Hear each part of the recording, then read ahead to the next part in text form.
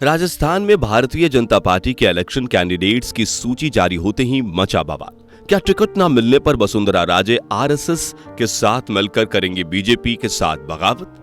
साथियों, राजस्थान की former chief minister Vasundhara Raje को साइडलाइन करना मोदी सरकार को भारी पड़ता हुआ नजर आ रहा है।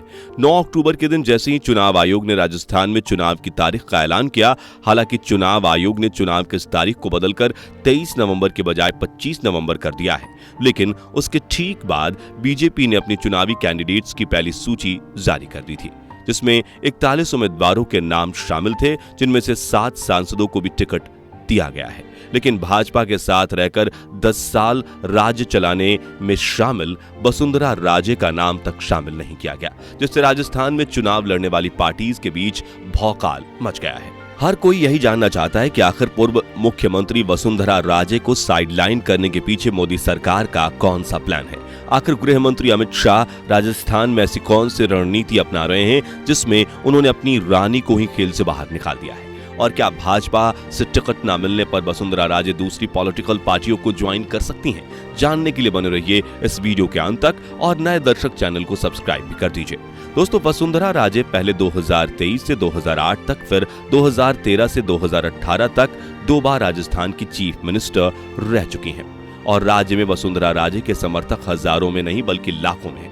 लेकिन साल 2018 में हुए असेंबली इलेक्शन में बीजेपी को कांग्रेस के हाथों शिकस्त का सामना करना पड़ा था। जी हां, पिछले इलेक्शन में कांग्रेस को 99, बीजेपी को 73, बीएसपी को 6 और अन्य दलों को 2 सीटों पर जीत मिली थी, जिसके बाद कांग्रेस ने निर्दलीय विधायकों और अन्य दल के साथ मिलकर सरकार बनाई और चीफ मिनिस्टर अशोक गहलोत ने वसुंधरा राजे की कुर्सी को अपना बना लिया था। साथियों, राजस्थान विधानसभा चुनाव में मिली पिछली बार के हार के बाद से भाजपा ने एक अलग ही दांव खेला है और अपनी ही पार्टी के कई बड़े बड़े विधायकों को चुनाव की टिकट ही नहीं दी है और इन टिकट गंवाने वालों ने राजस्थान भाजपा को अपने बगावती तेवर दिखाने शुरू कर दिए हैं। टिकट गंवाने वाले इन विधायकों में भरतपुर जिले के नगर से 2 बार विधायक रह चुकी अनीता सिंह गुज्जर, भानसूर से पूर्व मंत्री रोहिताश शर्मा, जयपुर के झूठवाड़ा से पूर्व मंत्री राजपाल सिंह शेखावत, जयपुर के विद्यानगर से पूर्व उपराष्ट्रपति भैरव सिंह शेखावत के दामाद वर्तमान विधायक नरप सिंह राजवी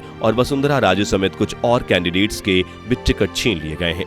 अगर टिकट गंवाने वालों की लिस्ट में जो नाम सबसे ज्यादा सुर्खियों में है तो वो है वसुंधरा राजे, क्योंकि आरएसएस ने पहले ही भाजपा को ये वार्निंग दे दी थी कि वसुंधरा राजे को साइडलाइन करके सिर्फ नरेंद्र मोदी जी के चेहरे पर राजस्थान में चुनाव नहीं जीता जा सकता है। लेकिन इन सब के बावजूद पीएम मोदी ने आरएसएस की वार्निंग को सीरियसली नहीं लिया, जो देखकर राष्ट्रीय स्वयंसेवक संघ भाजपा पार्टी से काफी नाराज है और कथित तौर पर उन्होंने बगावत कर दी है। खबर यह है कि आरएसएस किसी भी बीजेपी नेता से बात नहीं करना चाहती है और वो सिर्फ वसुंधरा राजे का ही समर्थन करने वाले हैं। वही वसुंधरा राजे भी फुल एक्टिव मोड में आ चुकी हैं। वो एक के बाद एक मीटिंग्स करके जा रही हैं, बड़े बड़े संतों और व्यापारियों से मिल रही हैं और शायद खुद किसी दूसरी पार्टी में कदम रखकर भाजपा के खिलाफ चुनाव लड़ने के बारे में सोच रही हैं। आपको बता दें कि आरएसएस राजस्थान में भाजपा के लोकल लीडर्स से बहुत नाराज है, क्योंकि वो सिर्फ अपनी मनमानी कर रहे थे और आरएसएस की एक नहीं सुन रहे थे।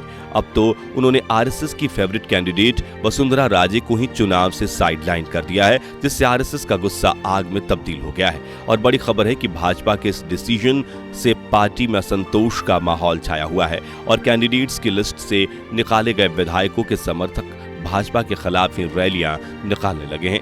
पार्टी के अंदर लगी इस आग के डैमेज कंट्रोल के लिए भाजपा ने सांसद कैलाश चौधरी की अध्यक्षता में 10 नेताओं की एक कमेटी बनाई है और ये सब तय किया जा रहा है जब चुनाव में सिर्फ गिने चुने दिन ही बाकी हैं और बीजेपी सिर्फ आपसी मतभेद में ही फंसी हुई है। साथियों, कुछ दिन पहले कहा जा रहा था कि वसुंधरा बीजेपी की सबसे बड़ी नेता हैं। प्रदेश में अब भी उनको भीड़ जुटाने वाली नेता के तौर पर जाना जाता है। पार्टी पॉलिटिक्स में भले ही उन्होंने साइडलाइन कर दिया है, लेकिन उनके समर्थकों की तादाद आज भी लाखों में है। ऐसे में भाजपा मुख्यमंत्री की रेस में वसुंधरा को वापस ला सकता है, क्योंकि आरएसएस नेताओं ने भी वसुंधरा की पैरवी की थी। जी हां, शुरू से ही संघ का मानना है कि वसुंधरा के बिना सिर्फ प्रधानमंत्री के नाम पर विधानसभा का चुनाव नहीं जीता जा सकता। बता दें कि कर्नाटक की हार के बाद संघ के मुख्य पत्र में ये बात कही गई थी कि इस बात में कोई दो राय नहीं है कि राजस्थान में आरएसएस की जड़ें काफी गहरी हैं। कहा जा रहा है कि आरएसएस के कहने के बावजूद भाजपा ने पहले ही वसुंधरा को सीएम कैंडिडेट के रूप में देखा ही नहीं था। लेकिन ऐसा क्यों? तो ध्यान से सुनिएगा दोस्तों। जब पीएम नरेंद्र मोदी जयपुर रैली करने पहुंचे तब वसुंधरा राजे को भी भीड़ इकट्ठा करने के लिए तो बुलाया गया था, लेकिन स्टेज पर पहुंचते ही नरेंद्र मोदी ने वसुंधरा के साथ आई कांटेक्ट तक नहीं किया और उन्हें पूरी तरह से अवॉइड किया गया।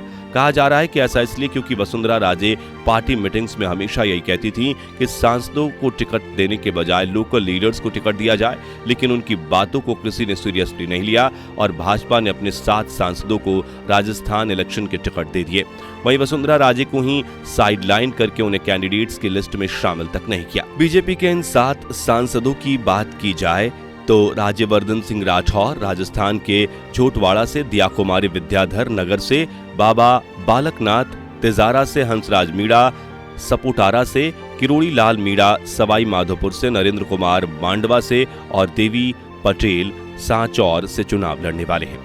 हालांकि वसुंधरा राजे फिलहाल चुप हैं, लेकिन टिकट से हाथ धो बैठे दूसरे उम्मीदवारों ने भाजपा के खिलाफ बोलना शुरू कर दिया है। जैसे कि अनीता सिंह गुज्जर ने फेसबुक पर लिखा कि नगर विधानसभा से मेरा भाजपा से टिकट नहीं मिलने पर पूरे विधानसभा से हजारों की संख्या में फोन आ रहे हैं कि मुझे चुनाव लड़ना चाहिए और आखिर क्या मानकर मुझे भाजपा ने अपनों से दूर किया है और ऐसा टिकट दिया है जिसकी जमानत जब्त होगी। वसुंधरा के खेमे का मानकर मुझे भाजपा ने अपने से दूर किया है। आगे उन्होंने कहा कि जिस कैंडिडेट को भाजपा ने इस बार नगर विधानसभा के मैदान में उतारा है वो पिछले चुनाव में कामा सीट से 50,000 से ज्यादा वोट से हार गया था। वहीं नेम सिंह फौजदार ने कहा है कि 2019 में भारतीय जनता पार्टी को सिद्धांत और रीति नीतियों वाली पार्टी समझकर मैंने बीजेपी ज्वाइन किया था। लोकसभा चुनाव में जब भाजपा को जरूरत थी तब हमको काम में लिया था। 5 वर्ष के कांग्रेस शासनकाल में अगर पूरे जिले में किसी ने विपक्ष की भूमिका निभाई थी तो मैंने वह निभाई थी। पहले यहाँ चल रहा था जो सर्वे में सामने आएगा और जनता का लोकप्रिय होगा उसको टिकट दिया जाएगा, लेकिन नगर में बीजेपी ने हारे हुए जवाहर सिंह को ना जाने क्यों टिकट दे दिया है। अब ऐसे हालातों में राजस्थान के विधानसभा के चुनाव में भारतीय जनता पार्टी का क्या होने वाला है ये बड़ा सवाल है, क्योंकि एक तरफ आरएसएस बीजेपी का हाथ छोड़ती हुई दिखाई दे रही है, वहीं दूसरी तरफ टिकट न मिलने वाले नेता बगावत पर उतर आए हैं। लेकिन बीजेपी हाईकमान राजस्थान में सिर्फ मोदी जी का चेहरा चमकाने में लगी हुई है, क्योंकि उन्हें लोकल लीडर्स पर बिल्कुल भी भरोसा नहीं है। लेकिन विशेषज्ञों का कहना है कि 2024 जनरल इलेक्शन के इतने पास होते हुए भी बीजेपी को राजस्थान में ऐसा एक्सपेरिमेंट नहीं करना चाहिए था, क्योंकि इसका असर लोकसभा चुनाव पर भी पड़ सकता है। दूसरी तरफ कांग्रेस बैठकर बीजेपी में हो रहा है यह तमाशा देख रही है और इस तमाशे से खुद का फायदा निकालने की तरकीब खोजने में लगी हुई है। ऐसे में अगर कांग्रेस बीजेपी से खदेड़े गए कैंडिडेट्स को अपनी तरफ खींचने में कामयाब हो जाती है तो राजस्थान चुनाव का पूरा रुख ही बदल जाएगा। फिलहाल देखना यह होगा कि बीजेपी में चल रही इस टेंशन के आगे क्या होता है, क्योंकि ये नाराज नेता बीजेपी का खेल बिगाड़ देंगे या फिर चुप रहेंगे ये वक्त ही बताएगा। तो दोस्तों, क्या भाजपा का ये एक्सपेरिमेंट इन पर भारी पड़ेगा या नहीं, और इस साल राजस्थान में किस राजनीतिक दल की सरकार बननी चाहिए, कमेंट करके जरूर बताइए। और वीडियो पसंद आई हो तो इसे लाइक और शेयर भी कर दीजिए। साथ ही अगले महीने देश के 5 राज्यों में होने वाले विधानसभा चुनाव से जुड़े ऐसे ही लेटेस्ट अपडेट्स के लिए हमारे चैनल को सब्सक्राइब कर दीजिए। और अगर आप ये वीडियो फेसबुक पर देख रहे हैं तो हमारे फेसबुक पेज को लाइक और फॉलो करना मत भूलिएगा। धन्यवाद।